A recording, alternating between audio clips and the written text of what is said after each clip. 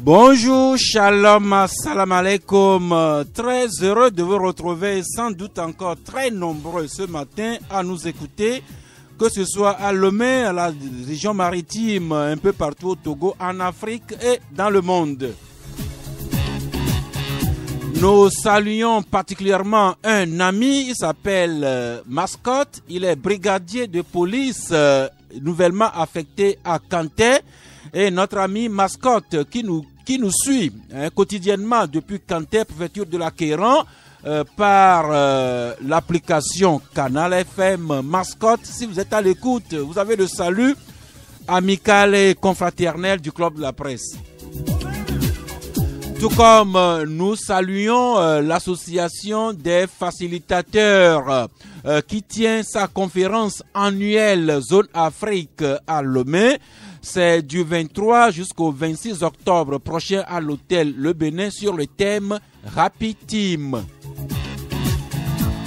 Rapid Team pour dire en français une équipe heureuse, une équipe joyeuse qui ne peut que gagner, n'est-ce pas? L'équipe technique de ce jour, c'est Don Piero Gado Suleiman qui cumule tout en entendant que Géraud Dakucha le rejoigne incessamment. Et quant à moi, je suis bien heureux ici au studio avec autour de moi déjà 3 confrères et un invité. Commençons par notre invité. Il s'appelle Donatien Awesso. Bonjour. Bonjour Sass, bonjour à tous ceux qui nous suivent actuellement sur Canal FM. Donatien Yao Awesso, vous êtes enseignant, mais vous vous exercez à l'analyse politique. Bien sûr, et j'espère que nous allons donner le peu que nous avons à nos chers auditeurs qui nous suivent actuellement. Merci pour votre humilité qui vous grandit. Quelqu'un que nous retrouvons après quelque temps.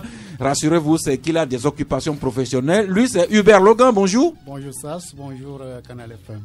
Dans le sillage de votre journal magazine Santé Éducation. Bien entendu. Merci beaucoup. Un vieil ami qui a manqué à ce studio ces 3 dernières semaines. Abbas Issaka de Le Magnan Libéré. Bonjour. Bonjour Jalou, bonjour à tous les autres du Canal FM. Merci. Balancer un coucou à notre ami la mascotte Yamba Yamba. À qui j'ai envoyé l'application pour qu'ils nous suivent en direct. Il m'a dit que c'est vous, Abbas, qui lui avez envoyé l'application de Canal FM sur laquelle il nous suit quotidiennement. Je salue aussi ses anciens amis de la DSR qui font aussi du beau travail. Et également ses nouveaux collègues de la police à Kanté. Sylvestre Béni, bonjour. Oui, bonjour, ça c'est bonjour à toutes et à tous, mais comme vous le dites, je profite également de l'occasion pour saluer tous les hommes entrahis au niveau donc du commissariat central. Tous les hommes entrés hier, nous les avons un peu égratignés, notamment ceux qui sont au commissariat de Agoué-Kochigan, mais nous ne jetons jamais l'eau avec le bébé. Nous savons reconnaître le bon, l'utile de ce qui ne l'est pas. Sylvestre Béni, vous voulez connaître les hommes, n'est-ce pas? Oui. Eh bien, c'est le Dalai Lama, le souverain religieux tibétain, qui dit que si tu veux connaître quelqu'un, n'écoute pas ce qu'il dit, mais regarde ce qu'il fait. Si tu veux connaître quelqu'un, n'écoute pas ce qu'il dit, mais plutôt regarde ce qu'il fait. Je crois que ça se passe de tout commentaire. Nos actes, la manière dont nous nous comportons en société permet quand même aux autres donc de nous caricaturer, de définir en fait le personnage qui est quand même derrière l'image. Je crois que ce que nous faisons comme acte déjà sur le terrain suffit largement pour qu'on puisse se connaître tout l'homme, tout l'être, tout ce que nous sommes. En réalité. Eh bien, comme nous sommes à quelques mois de l'élection présidentielle et que les candidats sont déjà investis, d'autres s'annoncent et d'autres encore qu'on soupçonne dans les statuts blancs, eh bien, nous demandons à tous les Togolais, si nous voulons connaître nos candidats à cette prochaine élection, N'écoutons pas seulement ce qu'ils disent, mais regardons ce qu'ils et ou ce qu'elles font. Bourema Tchaboré, bonjour. Oui, bonjour, bonjour aux auditeurs et auditrices de Canal FM. Bonjour à tous ceux qui nous écoutent, dans le Grand Bassar particulièrement. Plus précisément à Kabou. À Kabou.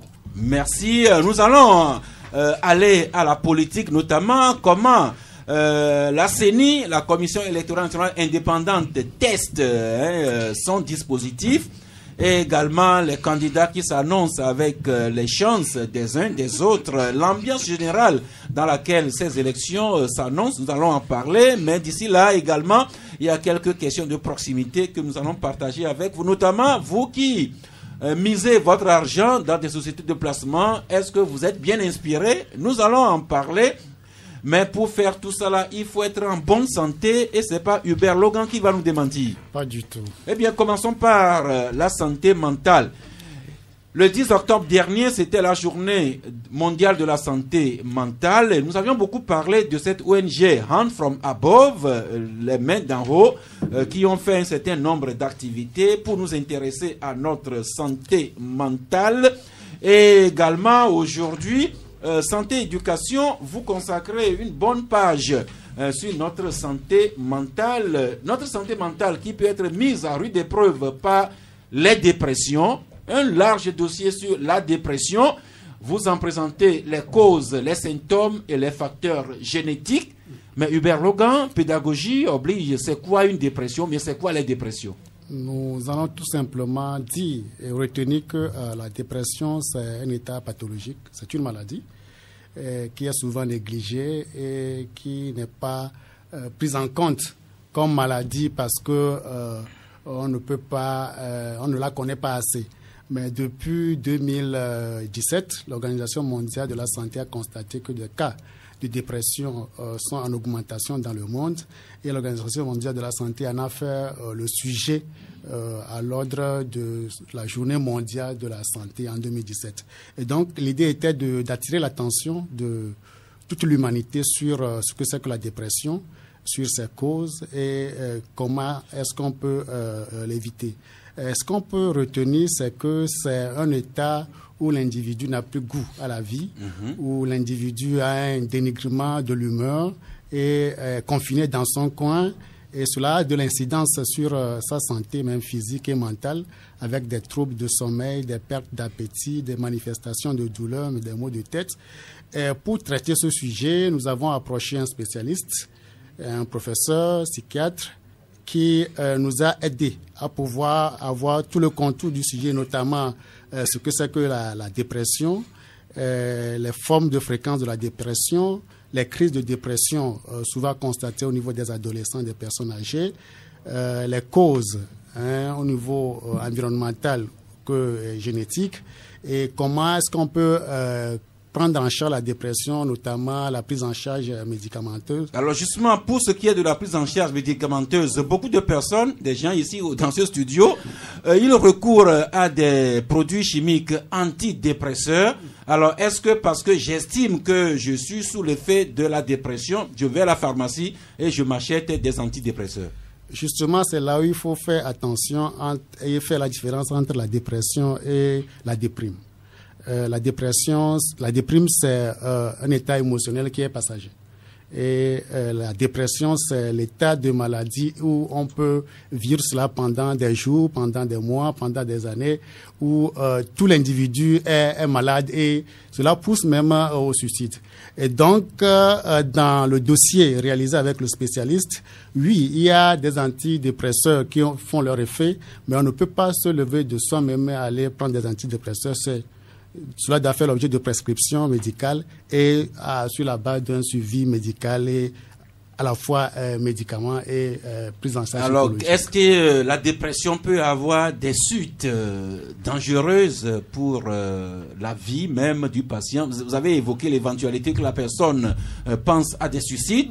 Mais si la dépression n'est pas guérie à temps, est-ce que est-ce que ça peut conduire jusqu'à des suites fatales? Justement, c'est dans cette optique-là d'attirer l'attention sur des cas de suicide que nous observons que l'idée de pouvoir parler de cette maladie a gagné l'Organisation mondiale de la santé. Et donc, nous, aujourd'hui, oui, la dépression peut avoir des effets sur l'envie ou bien l'envie de se donner du suicide. C'est pour cela que lorsque vous avez ce ressentiment où le goût de la vie n'est pas ça, où vous accusez, vous culpabilisez tout autour de vous, le plus important, c'est de se faire suivre par un spécialiste qui peut vous amener à la conduite à tenir pour pouvoir éviter le pire. Merci, mais on peut prévenir cela par un mode de vie harmonisé. Quand on vit dans une famille avec des amis, des collègues, des collaborateurs, cet article à la page 2, l'amitié peut être importante dans le cas de prévention éventuelle des déprimes ou dépressions. Bien sûr, vous savez, l'Organisation mondiale de la santé définit la santé comme un état complet de bien-être à la fois psychologique, mental et puis social. Donc, c'est un état complet.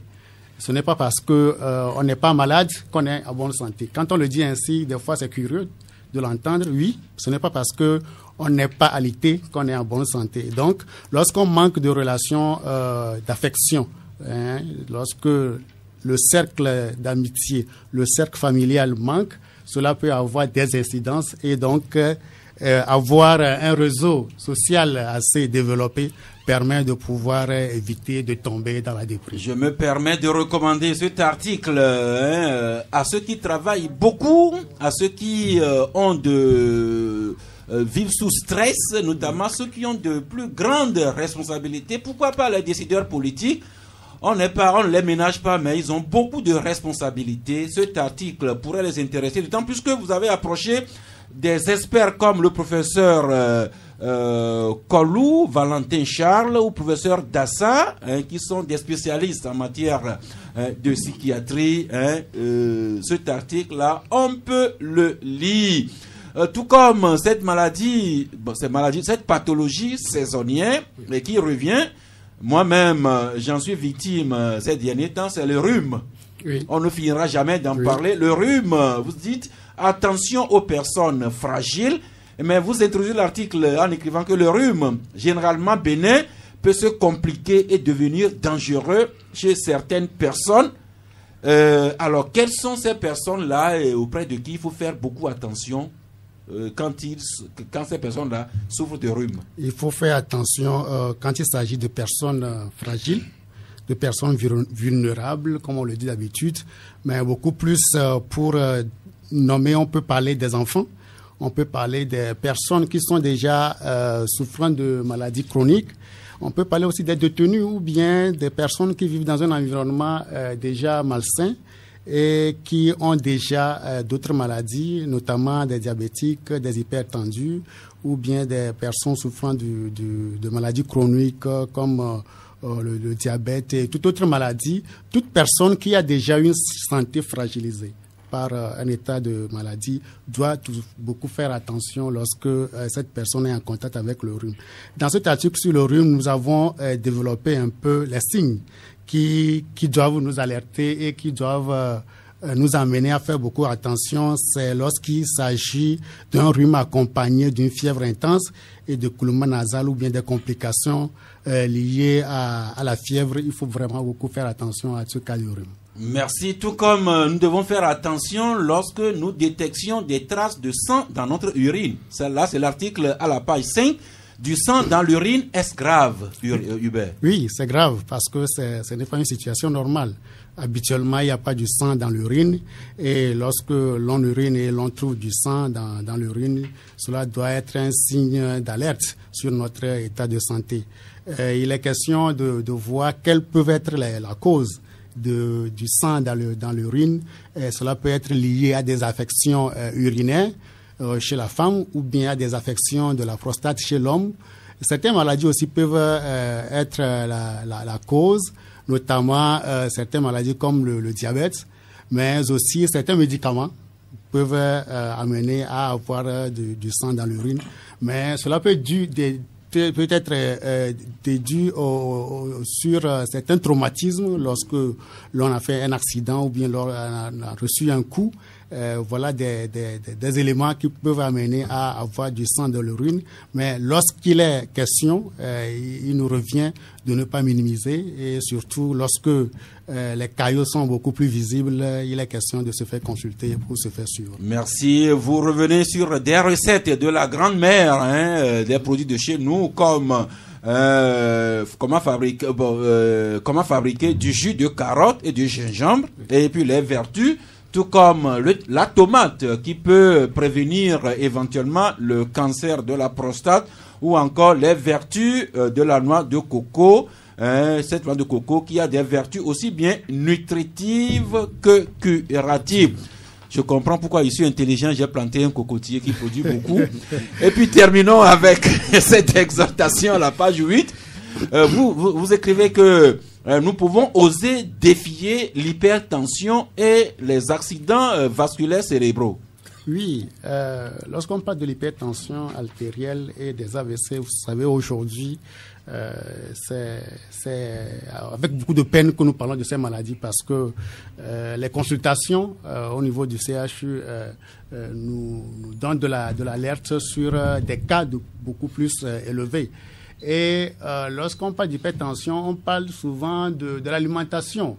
Et il y a le sel qui est le premier ami ou bien ennemi de l'hypertension. Et il est question de pouvoir, quand même, étant donné que lorsqu'on souffre de l'hypertension, on en souffre pour toute la vie, est-ce qu'il faut interdire la consommation du sel à la personne qui souffre de l'hypertension? Nous disons non.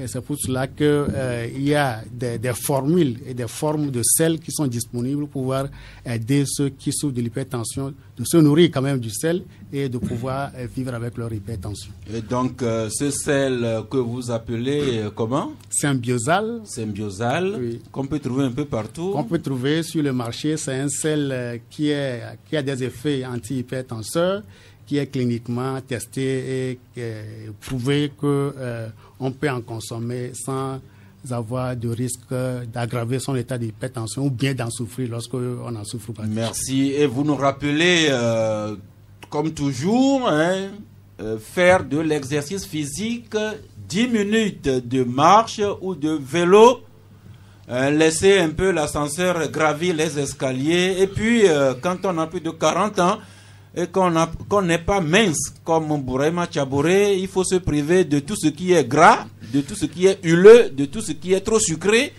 et salé, Bourema. Non, tu as bien fait de le dire. Heureusement que je prends toutes ces dispositions. C'est vrai que vous savez, c'est vrai qu'on n'en finit jamais. Très cher. Non, je suis très fier. C'est vrai qu'on n'en finit jamais d'apprendre. Déjà, ce que tu viens de dire, j'ai déjà pris acte. Et puis, je vais continuer par suivre les conseils de notre ami Hubert Logan. Autre conseil aussi, manger le foufou à midi, mais de moins en moins la nuit. Justement, le bon foufou avec de très bonnes ignames qui viennent de Bassar. Oui, mais à midi, à midi, c'est bon. Mais le soir, mais attends, chez nous, en pays Bassar, il n'y a pas question de midi, il n'y a pas question du soir, parce que c'est l'aliment de base. Seulement, je crois que Hubert peut témoigner ici, il faut savoir consommer, manger le plus tôt possible. Je crois que c'est ça qui est l'essentiel. Parce que c'est notre aliment de base, c'est ce que nous savons faire, et puis c'est ça, quoi. Merci, au point que vous avez même érigé un monument pour célébrer l'image avec le danseur de feu, le danseur de football. Justement, j'allais en venir à cela. Voilà, c'est ça. Merci. Ce sont des choses qu'il faut valoriser. Et j'espère voir un de ces jours dans ta localité quelque chose qui peut t'identifier comme cela. Ça me plairait. Merci beaucoup. Merci. J'ai pris la pique. Je vais vous la renvoyer incessamment. À présent que nous sommes assurés aussi bien de notre santé mentale que physique, nous allons nous intéresser un peu à notre poche. C'est vrai qu'il est dit dans la sous-région que nous avons les salaires les plus bas, ici au Togo, et encore que le chômage et tout ça. Alors l'envie naît de placer un peu son peu d'argent, que cela nous génère des intérêts. N'est-ce pas, Bourema Tchabouré? Non, c'est toujours comme ça. Il faut savoir le faire. Surtout que nous vivons des situations, on arrive difficilement à joindre les deux bouts, il ne faut pas en rajouter. Merci. Alors, il y a de ces sociétés-là de placement qui nous vendent un peu l'air et le vent, pour ne pas dire des promesses. Et certains s'y adonnent. Je ne veux pas revenir sur les Mastercash, les Redémarre 1, Redémarre 2 et bien d'autres. Mais il y a aussi sur la place togolaise, la société QNet. Nous-mêmes, on en a parlé ici des fois, jusqu'à ce que la dernière fois, le ministre des Finances et de l'Économie, le sieur Sani Yaya, est sorti pour mettre en garde. Sani Yaya a commencé par fermer cette institution de microfinance, société d'abord cette microfinance que Sani Yaya a fermé, et puis la semaine qui a suivi, Sani Yaya qui a demandé l'arrêt immédiat des activités des structures concernées dans le sens de placement à haut risque, et vous citez nommément la structure QNet, qui est un peu dans le viseur du ministre Sani Yaya. Oui, la structure qui était dans le viseur du ministre Yaya. Nous avons également fait quelques recherches. Et si vous allez sur les réseaux sociaux aujourd'hui, c'est ça qui fait la pluie, le beau temps. Le chou gras des confrères qui ont également fait savoir qu'il y a eu des gens qui ont été arrêtés dans le cadre de ces histoires-là. Il y a certains Béninois qui ont été arrêtés et qui estiment, qui se disent travailler pour QNet. Vous voyez, c'est des choses qu'il faudrait vraiment voir. C'est bien que le ministre ait pris une telle décision, c'est vrai que nos dirigeants aient pris une décision. Je crois qu'il faut aller encore plus loin. Vous savez, aujourd'hui, je l'ai dit tantôt, nous vivons nos populations, nous vivons difficilement, nous arrivons à joindre difficilement les bouts. S'il faut encore en rajouter avec ces histoires d'arnaque, je crois que ça va être de trop pour les Togolais que nous sommes et que nous arrivons aujourd'hui à vivre décemment. C'est vrai qu'il y a certaines structures qui sont autorisées à y installer, mais d'autres, avec des jeux de passe-passe, arrivent encore à nuire aux populations qui vivent difficilement, je l'ai dit tantôt. Le ministre a fait un pas, c'est très bon. Moi, je crois qu'il faut encore aller plus loin. Parce qu'aujourd'hui, il y a d'autres structures, même dans le pays, qui le font. Merci. Et il faut aller plus loin pour arrêter les responsables, interpeller les responsables de ces structures-là. Il n'est pas facile d'arrêter un train de 800 tonnes. Je comprends. Et puis, Abbas Issaka aussi s'intéresse à ces problèmes-là. Le Magna libéré qui écrit « Attention à l'arnaque, mise en garde du ministre de l'économie des finances contre les placements d'argent à haut risque ». Et Abbas Issaka, vous écrivez que il y a de ces entreprises-là qui surfent sur la naïveté et la relative pauvreté des populations en vendant des illusions de richesse sur la base de marketing de réseau, ce qui pullule jusqu'à la sortie du ministre Sani Yaya dernièrement. Oui, effectivement, c'est un amer constat que le ministre a eu à faire. Et c'est dans un communiqué qu'il a publié le jeudi dernier. Et il a mis en garde ces gens de sociétés qui donnent de l'illusion aux jeunes en surfant sur leur pauvreté.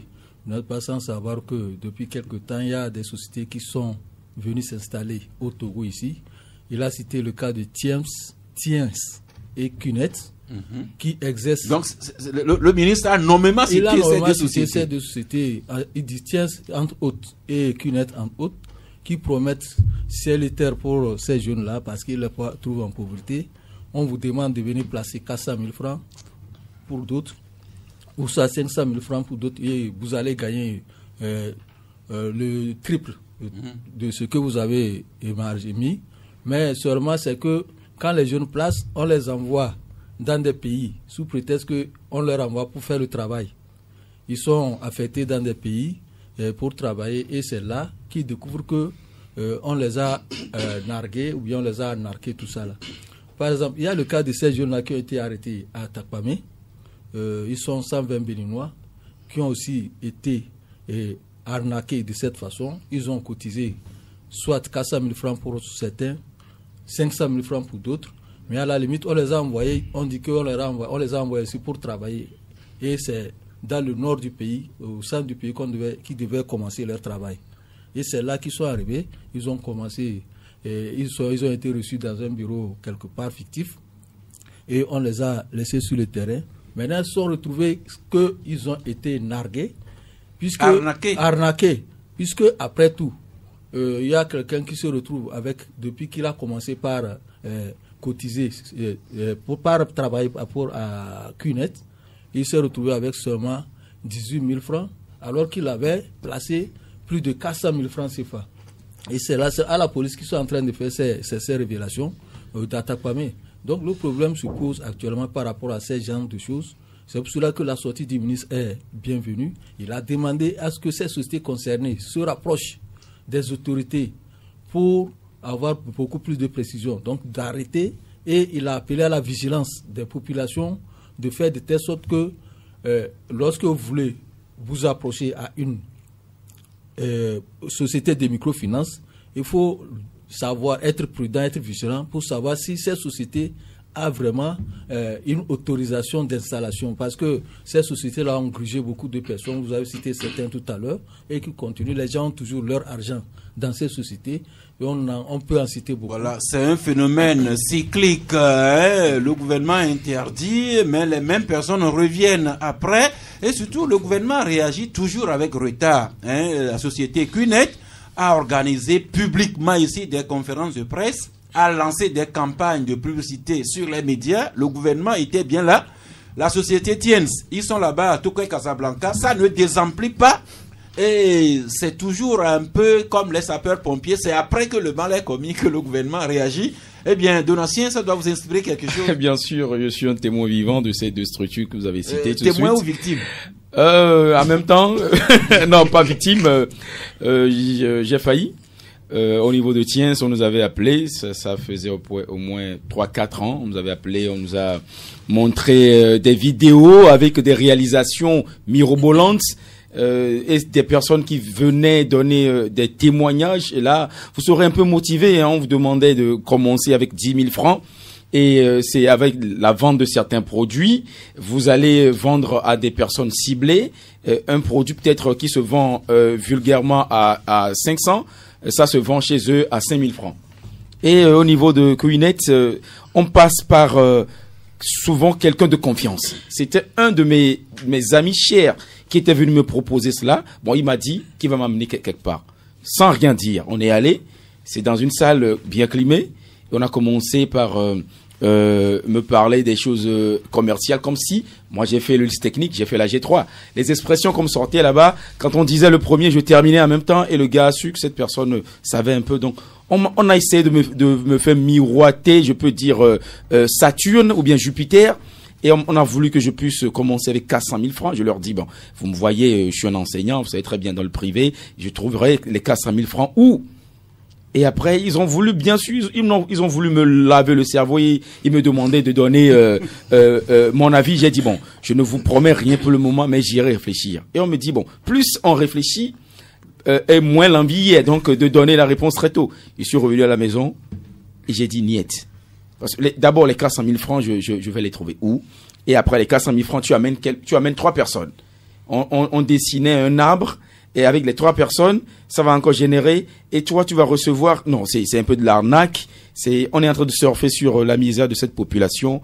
Et aussi, nous devons aussi être un peu vigilants quand on nous promet ciel et terre, alors que la personne, on dit, celui qui veut t'offrir un chapeau, regarde d'abord le chapeau que la personne a porté. Merci. Voilà. Sylvestre Béni, je disais tantôt que c'est un phénomène cyclique. Mais le gouvernement intervient toujours après que le mal commence à être fait. Et puis à chaque fois que ça arrive, nous en parlons abondamment dans les médias, mais on a l'impression que la population n'écoute pas. La preuve, dès que quelqu'un, un opérateur arrive avec ses produits, c'est toujours les Togolais qui sautent dessus. Et là, on vous dit qu'il ne risque rien à rien. Oui, je crois qu'il faut souvent prendre des risques dans la vie, si vous voulez avancer. Mais je voulais en fait revenir sur QNet et spécialement. En réalité, QNet n'est pas une société de placement d'argent. Il est vrai, il y a des brebis galeuses au sein donc de cette société qui vont vous faire miroiter un certain nombre de choses, mais en réalité, ce que les Togolais doivent savoir, c'est que QNet n'est pas une société de placement d'argent. Si quelqu'un vous demande de venir ou de faire un placement de 500 000 à QNet et que dans 2 ou 3 ans vous aurez plus, c'est que le monsieur là c'est un arnaqueur. QNet en réalité, selon nos investigations, en fait c'est une société où vous pouvez aller acheter un produit. Ils ont quand même toute une gamme de produits que vous pouvez acheter, peut-être une montre, et ils ont tellement de choses que vous pouvez acheter. Mais la chose achetée également, c'est à vous que cela profite. Supposons que vous achetez une montre sur l'étalage ou dans la gamme de QNET, la montre là vous appartient. Mais une fois que cette montre là achetée vous permet également d'être, du moins c'est dans le réseau, vous pouvez inviter quelqu'un qui, si lui aussi achète la montre là, peut-être son bénéfice vous revient. C'est en fait un marketing de réseau. Mais il s'est fait que, au sein de cette société, il y a encore des gens qui sont des arnaqueurs, des brebis galeuses. C'est comme si Google, vous avez un compte Google, mais il y a des gens qui se font ou qui créent des comptes Google pour arnaquer. Donc, en réalité, ce n'est pas Google qui est faux, mais c'est celui qui vient souscrire ou se connecter à Google qui vous arnaque. C'est en réalité ce monsieur-là qui est faux. Donc, il faudrait que les Togolais apprennent à mieux faire la part des choses. QNET en soi, c'est une société qui est partenaire donc du club de Manchester United. Donc il est partenaire également de la CAF. Donc si la société là en soi était une société peut-être arnaqueuse, je ne crois pas que ces instances là puissent lui accorder du crédit. Mais sauf que au sein de la société, je le dis, il y a également des brebis galeuses, comme dans toute corporation, qui font miroiter le faux et qui jette du discrédit sur la société. Ça permet, s'il te plaît. On va réagir. Je crois qu'il faudrait qu'on fasse extrêmement attention. Il faut faire attention. Le confrère est en train de défendre l'indéfendable. Non, je ne défends pas l'indéfendable. Excusez-moi. Je ne t'ai pas répondu. J'ai la parole. On va parler l'un après l'autre. Oui, j'ai la parole. La parole est à Bourema. Voilà, justement. Bourema. Ce que je ne comprends pas, on ne peut pas me dire que la société, ce n'est pas QNET qui est faux, et qu'il y ait des gens au sein de QNET qui exercent au nom de QNET, c'est eux qui sont plutôt des arnaqueurs. On a commencé à parler de cette histoire de QNET, je crois que ce n'est pas aujourd'hui, ça fait des années. Et si effectivement, les responsables de QNET se sont rendus compte que les gens utilisaient le nom QNET pour arnaquer, je crois qu'ils auraient agi. Jusqu'alors, il n'y a pas eu de réaction. Donc ça veut dire qu'eux-mêmes responsables, ils sont des faux.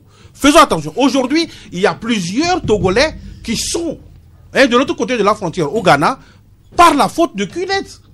On peut vous citer les gens, les noms également sont là. Nous sommes de nouveau connectés avec vous par le biais de l'énergie électrique après ce douloureux, triste intermède. Et avant la pause forcée, nous étions avec QNET. QNET est une société de placement, voire qui arnaque à part soi ou par ses agents. C'était le débat sur lequel on était, Bouraïma. Oui, justement, mais je disais tantôt quelque chose. Je dis aujourd'hui, il y a plusieurs Togolais qui sont au Ghana, qui sont obligés de se réfugier au Ghana, justement parce que, par la faute de QNET. Il faudrait que les gens comprennent. C'est ce que je disais. Faisons extrêmement attention. Attirons l'attention de nos populations pour qu'elles fassent extrêmement attention. Et disons à nos gouvernants de prendre les dispositions. S'il faut interpeller les responsables de ces différents, comment dirais-je, de ces différents regroupements d'arnaqueurs, je vais dire, il faut le faire. C'est important. Aujourd'hui, on ne peut pas me dire que QNET n'est pas une société d'arnaque et que ce sont des gens qui travaillent à QNET éventuellement qui sont des arnaqueurs. Si QNET, je disais tantôt quelque chose.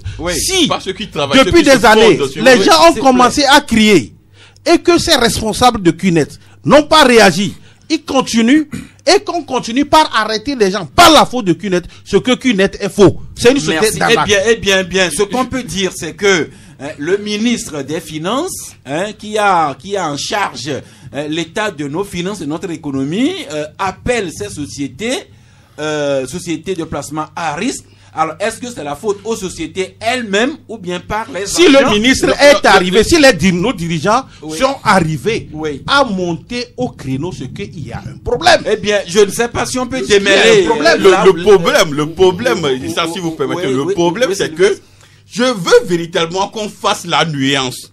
La nuance, c'est que les gens peuvent se fonder sur QNET pour arnaquer. Et c'est un fait. C'est pourquoi j'ai donné tout à l'heure l'exemple de Google. Les gens créent des comptes Google pour arnaquer. Est-ce qu'on peut on va me dire ici que Google est faux? Les gens créent des comptes WhatsApp pour arnaquer. L'exemple ne tient pas. C'est au siège de QNet. Il n'a pas été victime, c'est pour ça qu'il fait ça. C'est au siège de QNet. Eh bien, s'il vous plaît, souffle, s'il vous plaît. Oh, s'il vous plaît, souffle.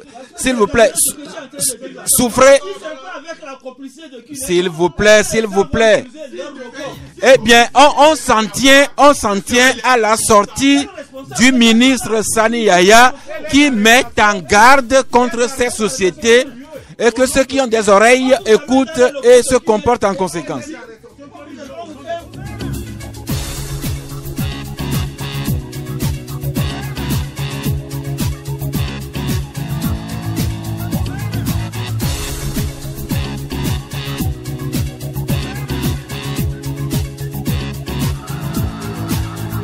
Alors, ceux qui ne le savaient pas le sauraient désormais. Si on pose une question, quel est le plus grand diviseur de ce monde? Vous comprenez que c'est l'argent. C'est l'argent. Eh bien, Joachim Loko, bonjour. Bonjour, Sas. Mille excuses aux fidèles auditeurs. Vraiment indépendant de votre volonté. Je ne suis pris par quelques impératifs. Oui, j'ai envoyé un texto à Sas. Je me suis excusé. Merci. Eh bien, c'est avec vous que nous allons démarrer la page politique de l'émission avec cette nouvelle qui est vraiment, qui circule de façon virale sur les réseaux. Il semble que notre fameuse C14 vient de perdre un de ses enfants encore. Sylvestre Béni? Oui, je crois que c'est le PSR qui est le dernier parti. Bon, le dernier en date. Le dernier en date. Voilà, le dernier en date. Donc, a quitté également la C14. Mais je crois qu'en réalité, moi, je l'ai souvent dit, la C14 devait fermer la porte depuis. Parce que Sylvestre, on s'en tient à ce nouveau décès, si entre guillemets. Si vous voulez, eh bien, donc, la C14 qui vient de perdre encore un de ses membres, le pacte social pour le renouveau, comme premier responsable, le professeur Komiolu, qui vient de claquer la porte à la C14. Et si je vous demandais, Sylvestre, plutôt Joachim Leko, combien de partis restent-ils actuellement dans la C14? Je pense que c'est 5. 5 si ma il reste que mémoire est 5 bonne. partis. De toutes les façons, c'est un conglomérat de leaders politiques avec des intentions ou bien qui ont des visions différentes. Donc, ça ne peut jamais. C14 qui vient de perdre un nouveau membre. Maintenant, intéressons-nous à la CENI. Nous sommes de plus en plus proches de la prochaine élection présidentielle. Et va de soi que, comme qui veut voyager loin ménage sa monture, la CENI passe déjà aux préparatifs. Les membres de la CENI étaient eux-mêmes en séminaire il y a quelques temps. Il y a quelques semaines, ils ont projeté au recrutement des techniciens qui vont les aider. Et le recensement ou bien révision électorale, ça va se faire avec des hommes et des femmes, mais aussi avec des machines. Et la CENI est en train de tester son dispositif. C'est ce que nous rappellent quelques journaux comme Le Libéral qui écrit « Révision des listes électorales, la CENI teste ses équipements ». Le Dialogue, pour sa part, écrit à la page 6 que la CENI anticipe par une opération de simulation. Et Forum de la semaine donne les 5 CELI tests. Il s'agit de la Guenivé 1, 4 et 6, AV, Lac Bamono, Zio et Cloto Pelé. C'est dans ces préfectures-là que la CENI a démarré, je crois, depuis hier, ou bien aujourd'hui? Depuis hier, donc, ces opérations de simulation.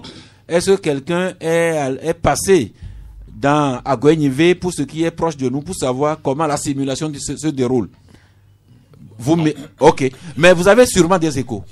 Non, nous avons nos éléments qui sont sur le terrain. Ils vont certainement nous rapporter ce qui est fait, ce qui est sûr, ce que nous avons les échos. Les choses se déroulent de façon normale, comme il le faut. Eh bien, Donatien Awesso, c'est la CENI qui a toujours procédé soit à la révision totale, ou bien soit au recensement total des électeurs, ou bien à la révision des listes électorales, surtout que nous le faisons par le numérique depuis 2007.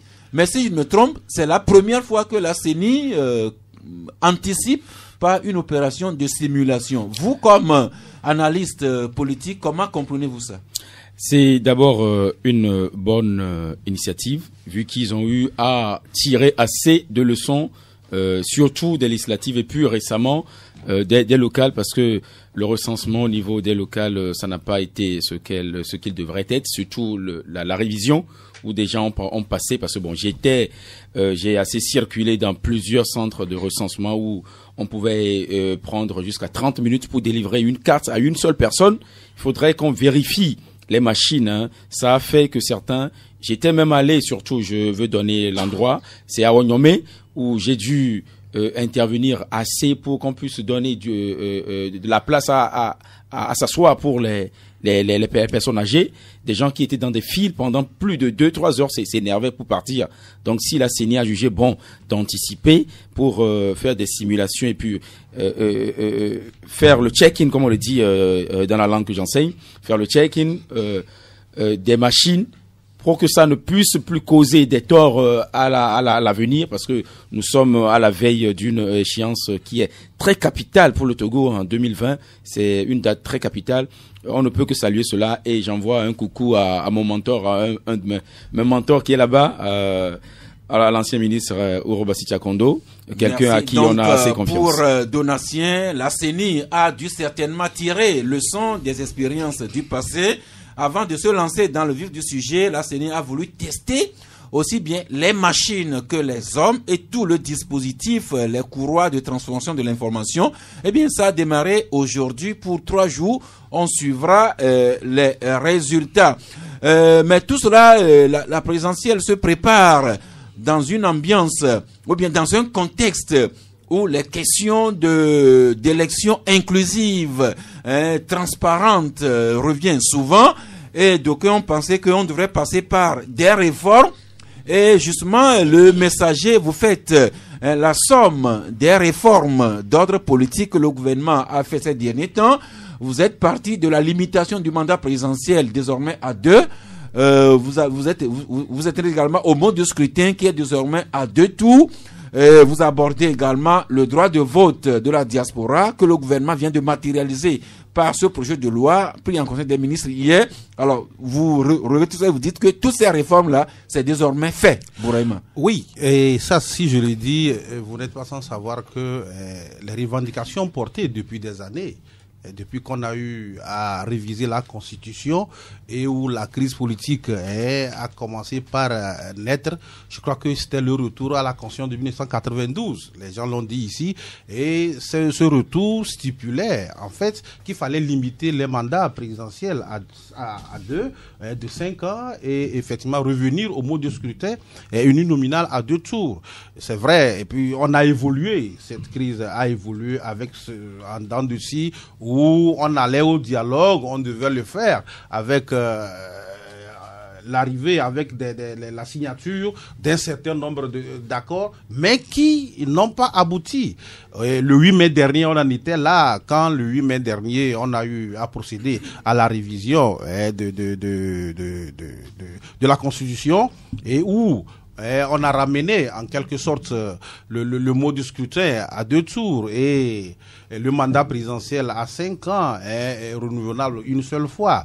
Et ça a été fait avec éventuellement le vote de la diaspora que portait un certain nombre de partis politiques. Aujourd'hui, je crois que la chose, elle est faite, quand bien même il y a d'autres commentaires que les uns les autres pourraient faire, peut-être pour personnaliser le débat. Mais aujourd'hui, il faut le remarquer, c'est un acquis, ça si tu permets, je vais terminer. Aujourd'hui, c'est un acquis qu'il faut noter, et il ne faudrait pas faire ces erreurs pour continuer encore par en demander. Je dis que c'est un acquis qu'il faudrait noter. Merci. Mais à côté de ces réformes pilotées par le gouvernement, il y a quand même des sons qui émanent de l'opposition, où l'ANC a écrit au chef de l'État pour demander carrément un dialogue. D'autres partis, sans avoir nécessairement saisi le chef de l'État, souhaitent que ces réformes-là continuent, notamment dans la composition de la CENI. Également, il y a des gens qui demandent carrément un recensement électoral et un dispositif pour plus de transparence et de lisibilité de tout le processus. Sylvestre Béni, c'est juste un rappel des préoccupations de certaines forces de l'opposition. Oui, en réalité, pour ne pas dire toutes les forces politiques de l'opposition, c'est-à-dire les forces démocratiques, parce que vous savez, moi je veux que pour une fois que les élections ou la présidentielle de 2020 se passent sans anicroche, sans grabuge, et véritablement que la vérité des urnes puisse sortir, parce qu'en réalité, il y a aujourd'hui un certain nombre d'éléments qui jettent déjà du discrédit sur le processus, parce que si les gens demandent à ce qu'on fasse les réformes, il y a le cadre électoral à voir. Il y a surtout l'éternelle question du fichier électoral. Parce que les gens ont tellement reproché des choses. Et puis, la manière dont le recensement électoral a été fait pour les 2 dernières élections et les législatives et les locales n'augure pas, ne donne pas beaucoup plus d'assurance, et du moins aux forces de l'opposition. Donc aujourd'hui, je souhaite véritablement qu'on puisse poser la barre à terre, qu'on puisse être beaucoup plus regardant au niveau du fichier électoral et revoir le cadre électoral pour que celui qui que ce soit peut-être X ou Y, je ne sais pas, que ceux qui seront sur le pont en 2020, que si c'est véritablement le choix donc des Togolais, que cette personne-là soit déclarée président du Togo. Merci. En attendant de voir si le gouvernement va satisfaire à toutes les demandes des forces de l'opposition, on note chaque jour toujours plus de candidats dans les starting blocks. Le dernier en date à se trouver investi ou nommé par son parti, c'est Agbeyome Gabriel Kodjo du parti MPDD.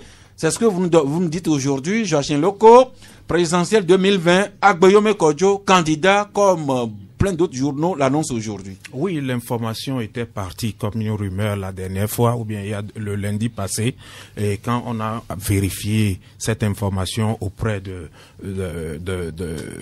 sources proches du parti, c'est vrai que le bureau politique du MPDD a investi, ou bien a désigné Gabriel Agbeyome Kodjo comme son porte-étendard à la présidentielle de 2020, et le bureau politique le prend comme le messie qui pourra apporter l'alternance politique tant souhaitée par l'opposition en 2020. Et selon les indiscrétions, dans les tout prochains jours, le parti va organiser un congrès pour investir officiellement le président comme merci. Son représentant. On constate que le concept Messi fait recette. Barcelone a son Messi, Unir a son Messi, le MPDD a son Messi, à chacun son Messi ou bien son Cristiano Ronaldo pour les admirateurs de l'un ou de l'autre. Eh bien, Agbeyome Kodjo, désigné par son parti, c'est un fait, et Agbeyome qui accepte, même s'il trouve que Sylvestre Béni trouve que c'est une lourde responsabilité qu'il a accepté d'assumer avec l'appui de la miséricorde divine et le soutien populaire. Alors, il y a la désignation d'Agbeyome par son parti, il y a la miséricorde divine, il y a le soutien populaire. Voilà 3 éléments que Agbeyome va devoir mettre ensemble pour espérer gagner prochainement. Oui, je crois que dès que nous avons appris également l'information en fin de soirée du lundi, nous avons contacté l'homme et notre rédaction l'a contacté pour savoir si c'est vrai. Donc il a confirmé, mais il faut dire que pour l'instant il est désigné par son parti, mais c'est à l'issue du congrès qui aura lieu les 22-23 novembre prochain qui sera investi officiellement par le MPDD pour la présidentielle de 2020. Donc c'est un fait. C'est une vérité, c'est confirmé. Il est désigné, il sera investi et on verra dans le prochain. Agbeyome désigné en entendant sa prochaine investiture, mais quelqu'un a déjà été désigné et investi à la fois le week-end dernier. C'est Jean-Pierre Fabre comme candidat de l'ANC, et le libéral s'intéresse à lui aujourd'hui qui écrit présidentielle de 2020, l'ANC et la phobie d'une candidature de Faure Gnassingbé. Toujours sur la candidature de l'un et de l'autre, Joachim, votre journal, vous vous interrogez sur les chances du candidat de l'ANC à la présidentielle 2020. Oui, nous sommes nous sommes arrivés à nous interroger sur les chances de ce candidat.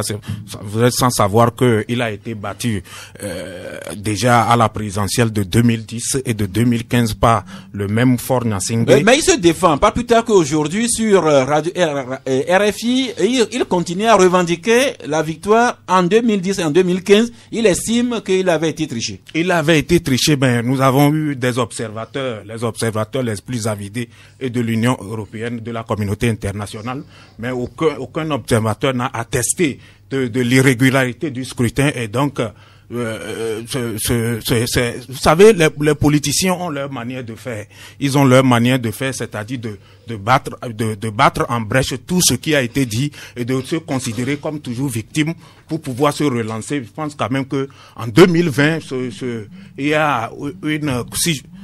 y a une arête dans la gorge de Jean-Pierre Fabre. Cet arrêt, c'est que l'opposition peine à redécoller. Vous savez que la C14 était porteuse quand même d'une vision, c'est-à-dire réaliser l'alternance en 2020. Mais cette fois-ci, la C14 est entièrement divisée. Ils essaient de colmater les brèches, mais aujourd'hui, qu'on le veuille ou non, il y a une division au sein de l'opposition et ça n'arrange pas d'ailleurs tous les partis de l'opposition parce que ces derniers temps, nous savons que ils sont divisés et la mayonnaise a peine à reprendre. C'est-à-dire, leur arme fatale, ils ont eu à le dire, c'est la rue. Le pouvoir a essayé de mettre des artifices juridiques pour pouvoir prendre le contrôle de la rue, c'est-à-dire bloquer la rue à l'opposition. Et maintenant, bon, on ne sait pas à quel sein l'opposition sera vouée. Eh bien, Jean-Pierre Fabre. Ça va en défaveur de Jean-Pierre Fabre qui a été investi à son congrès. Les observateurs ont dénombré pas moins de 700 personnes. Qui ont assisté assez activement au congrès de l'ANC. C'est pas donné, cette prouesse-là n'est pas donnée à tous les partis de l'opposition. Ça, c'est d'un. De deux, Fabre est dans l'arène politique depuis. Il a commencé à l'UFC avant de prendre son indépendance, entre guillemets, avec l'ANC. Il a été candidat en 2010, en 2015. Malheureux candidat. Maintenant, ça va être la 3e fois que il vise la présidence et vous vous demandez, Sylvestre Béni, que peut Jean-Pierre Fabre pour la présidentielle 2020? Oui, en réalité, c'est une réflexion sur une analyse que nous avons produite ce matin. Que peut Jean-Pierre Fabre? Parce que aujourd'hui, lorsque vous voyez l'environnement politique, et j'ai souvent l'habitude de dire que cet environnement politique n'est pas sain. Sain, S-A-I-N. S-A-I-N, c'est-à-dire, il n'y a pas quand même tous les éléments pour qu'on puisse penser à alternance en termes démocratiques dans un pays où il n'y a pas la démocratie. Donc, je me dis que les forces démocratiques doivent plutôt penser à des facteurs qui puissent peut-être concourir et à cette alternance-là, en sachant bel et bien que nous ne sommes pas en démocratie. De l'autre, c'est que aujourd'hui, la première candidature, si on peut le dire, de Jean-Pierre Fabre en 2010, il y avait eu tellement d'engouement, tellement d'effervescence autour, c'est-à-dire en 2010. En 2015, oui, mais cette fois-ci, vous verrez que cette 3e candidature de Jean-Pierre Fabre peine donc au niveau donc de la masse. Il y a quand même une partie des Togolais qui n'accueillent pas cela favorablement.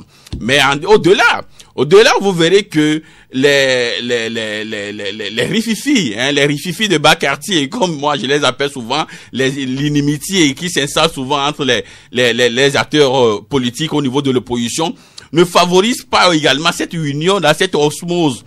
Pour que l'opposition puisse aller dans une certaine vision commune ou oui, tel que je l'ai dans une union, même si c'est pas au niveau des programmes, des projets de société. Donc il y a tellement d'éléments, tellement donc de paramètres existants aujourd'hui, et surtout en Suisse de l'environnement.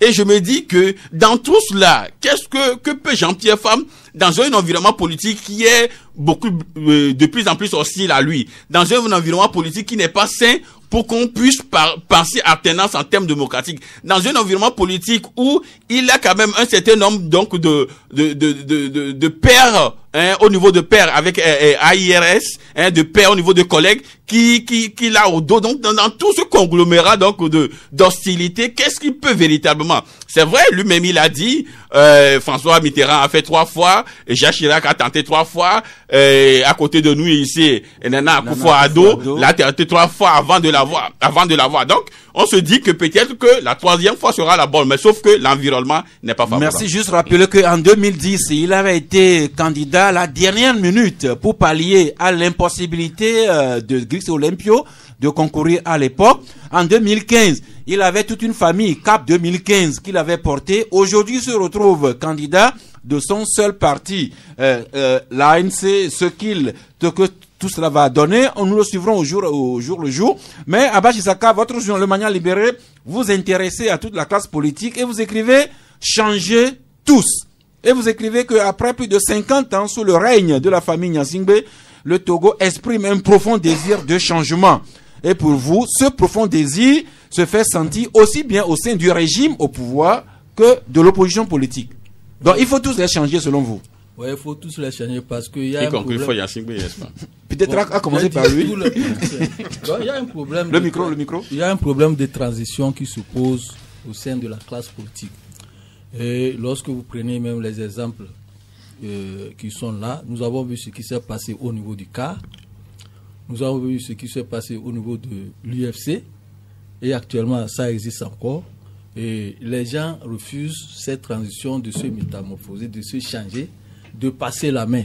Et au sein même des partis. Au sein même des partis politiques. En leur sein même, il y a problème de transition du pouvoir. De transition ou bien d'alternance au sein même des partis. D'alternance, je veux dire, d'alternance du pouvoir, c'est-à-dire de remise du pouvoir à quelqu'un, c'est-à-dire de faire de telle sorte que, tel que nous sommes, bon, on a été un certain âge, ou bien on a vu ce que nous avons pu faire. Mais le problème aujourd'hui, il faut aussi voir s'il faut changer un peu de main et évoluer. Il faut passer le témoin, n'est-ce pas? Passer le témoin. Donc, mais les choses qu'on continue ainsi, on voit que c'est les mêmes personnes qui se représentent comme des candidats à la tête de leur parti politique. C'est tout comme des gourous de ces partis politiques qui ne veulent pas se faire changer. Et dans le même temps, il y a impossibilité de ce qu'on appelle de s'unir. Comme tout le monde parle de s'unir pour vaincre Faure Gnassingbé dans les urnes, mais ils n'arrivent pas à s'entendre pour s'unir et aller unir dans les urnes. Donc le problème se pose. Actuellement, les gens, tout le monde, ils disent qu'ils sont prêts pour l'union, mais au même moment, nous avons vu que chacun se fait désigner comme candidat par son parti. Donc, nous avons plusieurs candidats uniques. Oui, plusieurs candidats uniques actuellement, voilà. Chacun se fait désigner comme candidat unique de son parti. Chacun un candidat naturel de son parti, ou chacun un Cristiano Ronaldo bien Messi dans son parti. Nous avons vu la dernière fois, c'est Aguemo Kojo qui appelait à l'unicité d'action et demandait même à tout le monde de faire de telle sorte qu'il y ait un candidat unique pour aller unir dans les urnes. Mais il n'y a même pas quelques jours qu'il a dit ça, lui aussi s'est lancé et dans la candidature unique de son parti. Donc ce qui veut dire qu'il y a un problème qui se pose. Un problème aussi bien au sein du parti au pouvoir que de l'opposition. On va écouter rapidement. On va juste écouter quelques secondes notre jeune invité. Je suis hyper d'accord avec le DP Abba Chisaka. Vous allez voir, il y a des simulacres de passation de témoins dans les partis politiques où on prépare quelqu'un qui est aussi du genre, disons, qui a la même mentalité que soi, et quand on se fait remplacer, on est toujours derrière pour tisser, disons, pour tirer les ficelles. Donc c'est toujours la même lignée. On le dit, on n'a pas de bon sens que celui qui est d'avis avec nous. Donc c'est quelque chose qu'il y a à combattre dans cette jeunesse où faut pas chaque fois qu'on puisse regarder toujours dans la même direction, la même musique, la danser. Il faudrait aussi parfois changer le tango en zouk, ou bien le zouk en je ne sais pas quelle danse. C'est c'est l'inconsistance là un peu de ces acteurs politiques. Vous avez vu quelqu'un qui appelle tout de suite à l'unicité, qui se fait investir ou bien qui est déclaré en même temps. Ça dit on veut quelque chose et son contraire, on cherche en même temps la lune et le soleil. Merci beaucoup. Vous nous excusez d'avoir débordé un peu sur votre temps. Ce n'était pas toujours de notre faute. Juste terminer par cette dépêche. Le chef de l'État, Faure Gnassingbé, qui était à l'investiture du 126e empereur de l'archipel nippon, du soleil levant hier, eh bien, il vient de rallier Sochi pour participer au sommet Russie-Afrique. Les médias internationaux annoncent une quarantaine de chefs d'État qui sont présents à cette rencontre. Et ici, nous apprenons que, aussi bien à Tokyo hier qu'aujourd'hui à Sochi, le chef de l'État va mettre toutes ces occasions en profit pour faire la promotion de notre PND. Eh bien, nous allons souffler un peu et vous entrez en ligne par le 22 21 33 74 ou bien le 22 20 19 68. 93. Canal FM.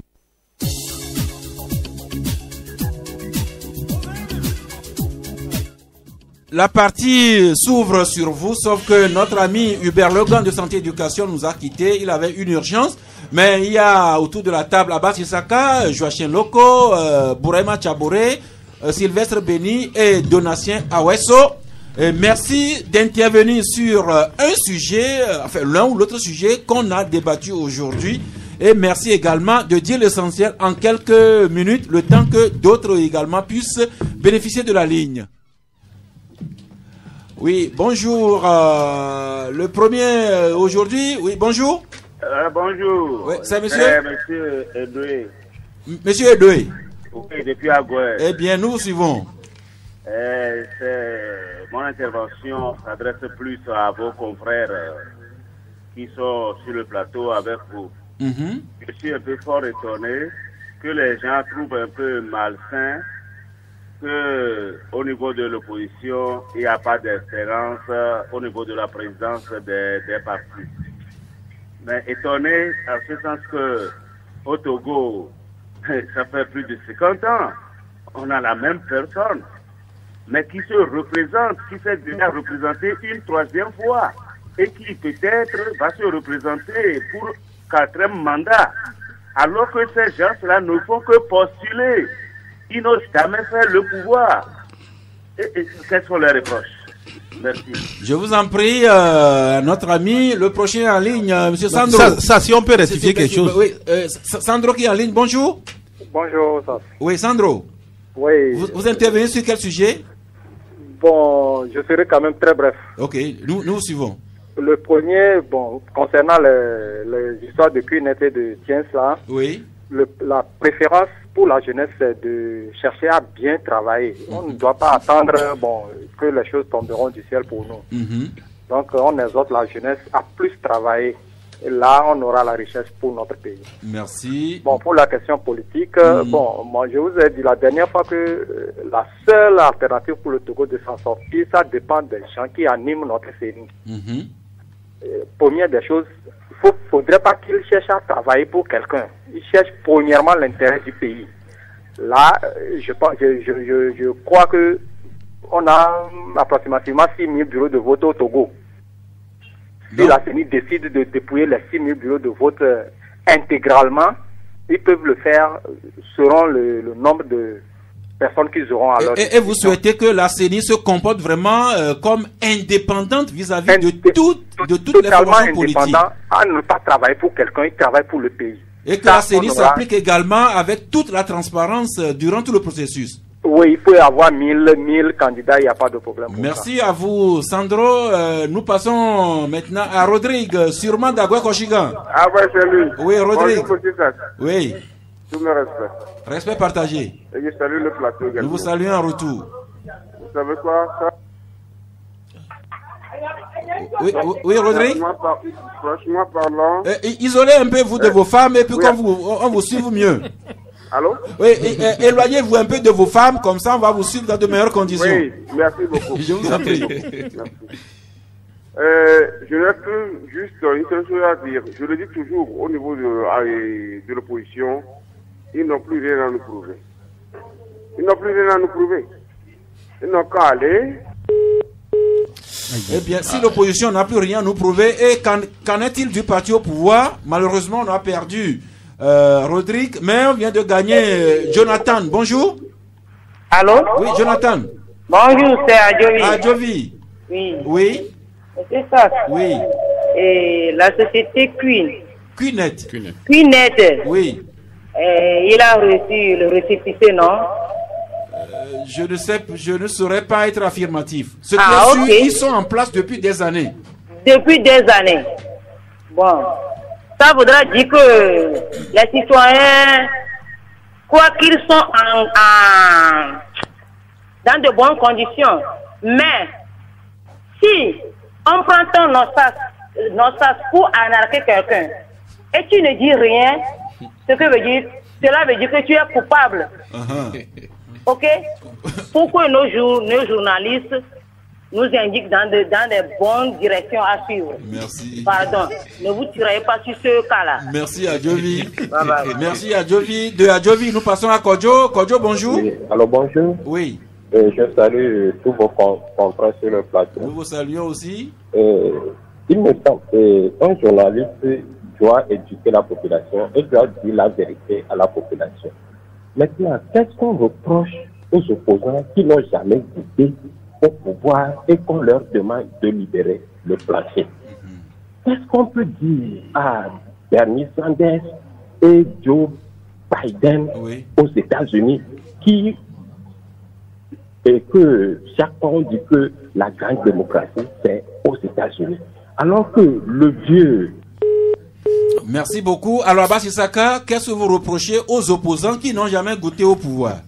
Abbas Issaka. On ne leur reproche rien, c'est leur travail. Et même ils se donnent puisque ce que nous disons, c'est des gens qui se considèrent que c'est moi qui ai créé le parti. Si je ne suis pas là, le parti ne va pas fonctionner.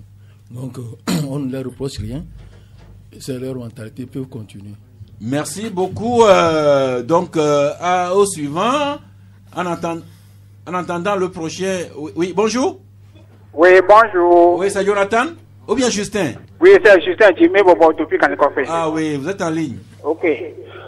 Plusieurs partis politiques se prononcent pour l'élection 2020. Ils vont aux élections avec quelle CENI? Le jour-là, cette même CENI va dire qui a gagné. C'est ma question. Merci. Tous ces candidats qui s'annoncent pour la présidentielle, c'est avec quelle CENI? Non, je crois bien que oui. Je crois bien qu'il y a les partis politiques qui ont commencé déjà par demander à ce que la CENI, qu'il y ait des réformes au niveau de certains nombres d'institutions, et on espère que d'ici là, le gouvernement va les écouter et que ensemble avec tous les acteurs politiques... laissons les rêves de côté. Oui. Avec quelle CENI nous avons aujourd'hui? Aujourd'hui, la CENI qui est là, c'est elle qui est en train de travailler. C'est la CENI de M. Tchambangou qui est là en train de travailler, qui fait actuellement des simulations. Merci beaucoup. Et c'est comme ça. On ne sait pas ce que demain sera fait. Donc, tous les candidats s'annoncent sous la CENI présidée par Monsieur Tchambangou Ayassor. Oui, Kokou Dagoé, bonjour. Allô, bonjour Monsieur Sall. Oui. Je salue le plateau. Nous vous saluons aussi. Premièrement, je vais parler de ces structures de bienfaisance qui ici promettent du ciel de la terre aux gens. Non, ce n'est pas des bienfaisances, ce sont des capitalistes. Hein? Oui, des capitalistes. Oui. Maintenant, la question que je me pose, qui donne l'autorisation d'implantation à ce genre de société? Il y avait en mémoire celle de Top Potentiel. Top Potentiel nous réunissait dans la salle de CASEF pour faire des séances de formation.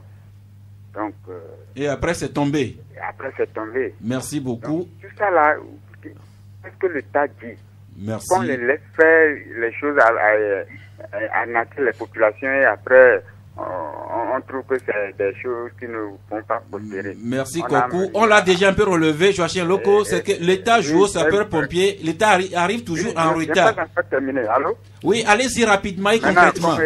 Concernant les élections présidentielles et les candidatures qui s'annoncent, je vois que les journalistes s'attaquent trop sur la candidature des gens de l'opposition, des gens qui n'ont jamais exercé le pouvoir. En notamment la candidature de Jean-Pierre Favre fait beaucoup de choses dans la presse. Je voudrais demander à M. Sylvestre Béni, il n'a qu'à trouver celui que le peuple peut voter et avoir le pouvoir pour qu'on le suive. Merci. Eh bien, chers confrères, notez les questions. L'ami vous demandait de lui indiquer le candidat que le peuple va suivre pour la victoire en 2020. Vous notez les questions, on les prend en bloc et vous leur répondrez également. Le suivant, c'est... Allô, bonjour. Bonjour, monsieur Sass. Oui, c'est notre ami depuis le Danemark. C'est Richard depuis le Danemark. Richard depuis le Danemark, oui, nous vous suivons. Ouais. Bonjour le plateau. Bonjour à vous aussi. Ouais, j'ai deux questions, j'ai deux préoccupations. Je pense que le problème togolais, c'est comme le président Fognassimbe a bien compris, c'est la pauvreté et le chômage. C'est le problème de la jeunesse.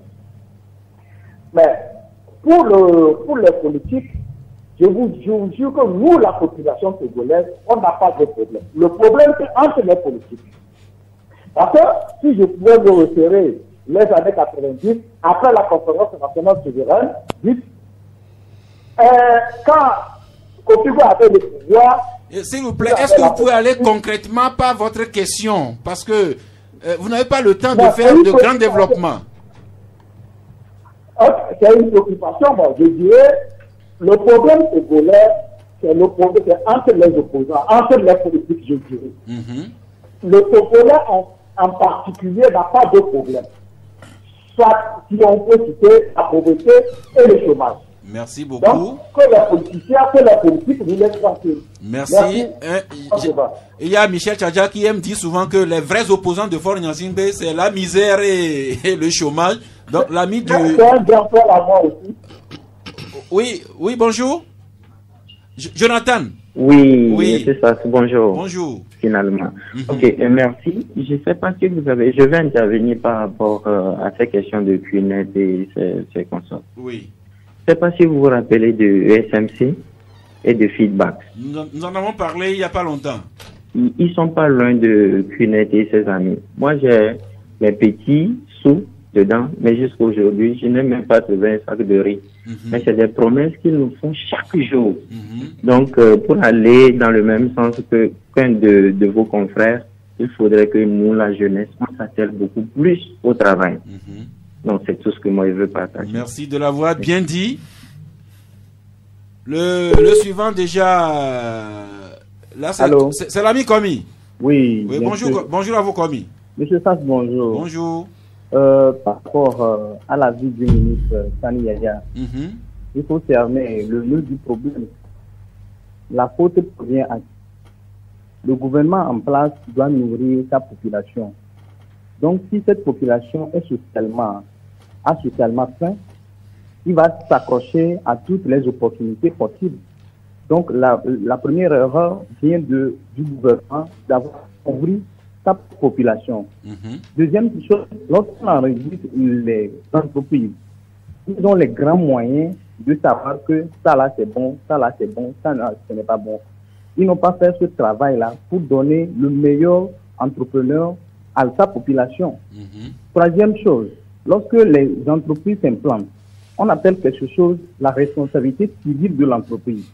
Et que si l'entreprise cause dommage à autrui, s'il est vrai que c'est une bonne entreprise, et les concernés vont se revendiquer leurs droits, l'assurance payée par cette entreprise-là, il peut dédommager la population. Cela ne se fait pas. Donc, à chaque niveau, le ministre a échoué. Il n'a qu'à s'en prendre à lui-même, corriger son ministère et maintenant s'attaquer à ces entreprises qui violent la paix de sa population. Merci. Top potentiel et redémarre. Que sais-je encore? Ils sont nombreux. Merci à vous. Politiquement, je vais partir. Oui. Politiquement, vous l'avez posé la question tout à l'heure. Est-ce que du pouvoir, de l'opposition, il y a quelque chose qui nous intéresse? Il n'y a rien. Merci. Commis, nous prenons cette fois-ci René. René est parti. Vraiment, Chade, nous aurions aimé terminer avec René. Peut-être qu'il va revenir. Alors, René. Allô? Oui, c'est pas René, c'est qui alors? C'est Sylvain Agbayi. Oui, allez-y. Et pour l'histoire de ce micro-là, c'est qui n'arrive pas. Éloignez un peu vous de votre poste récepteur. Et bien diminuer le bouton. Oui. Voilà. Et quand cette société vous invite là, quand vous allez là-bas, ils sont bien habillés, bien cravatés, et puis ils arrivent à vous convaincre. Comment ils arrivent à recevoir les huissiers? On ne comprend pas. Quand on vous invite, vous allez là-bas, quand vous les voyez, ils sont bien habillés. Et puis, ils arrivent à vous convaincre et vous tombez dedans. Moi, ils m'ont invité, c'est grâce à Dieu que je suis sorti. Moi, je l'ai demandé. Continuez toujours à prier votre Dieu, Sylvain Agbaye. J'arrive déjà à faire une activité de revenus. Si eux, ils peuvent m'aider à s'en sortir, ils n'ont qu'à m'aider. Eux, ils me demandent 400 000. Où est-ce que je vais trouver 400 000 pour être riche après? Et puis ça, il faut que l'autorité sévisse. Merci à vous, Sylvain Agbaye.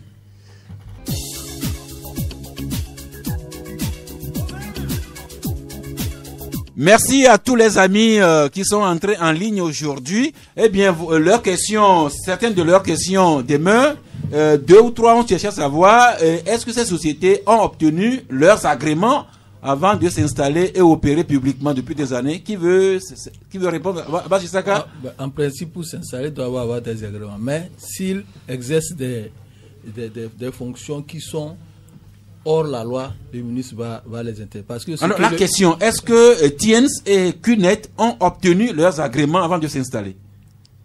Bon, vous savez ou vous ne savez pas? Mais ce que le ministre a relevé, il dit qu'ils font des promesses et qui sont contraires aux lois de la République.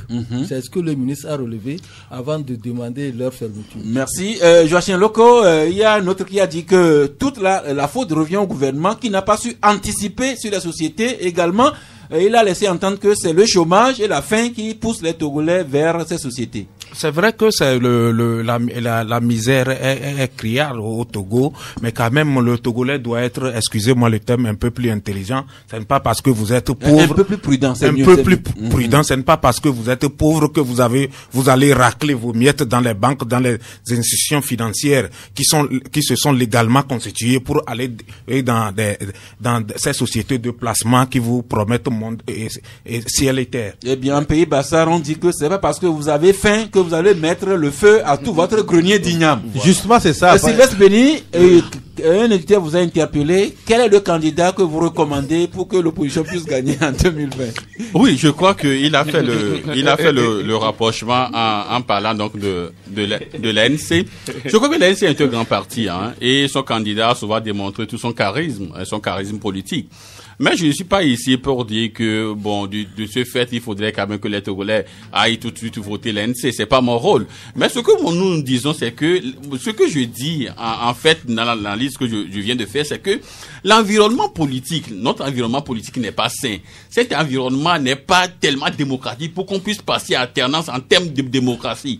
Voilà ce que je dis. Et du fait également des rififis, du fait des querelles et tout cela au sein donc de l'opposition, cela également ne favorise pas aussi un environnement sain pour qu'on puisse aller et gagner donc en 2020. Voilà. L'environnement politique il ne revient pas à nous à aucun journaliste d'indiquer celui-ci ou celui-là.